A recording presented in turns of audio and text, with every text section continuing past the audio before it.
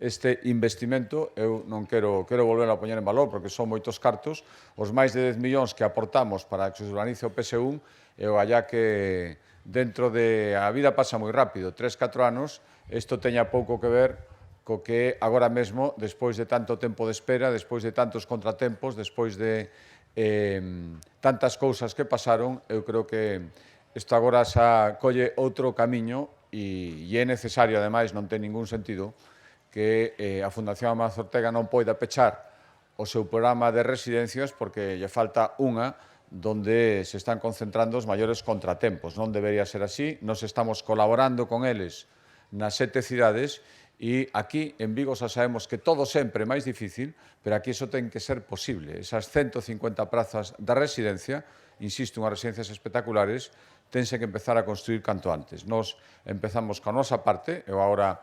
escoitaremos todo o que nos querades plantexar, pero os compromisos da Xunta de Galicia se están executando e eu se quería poñelos en valor e que os coñecerades os primeiros interesados en que isto vaya para adiante. Moitísimas gracias.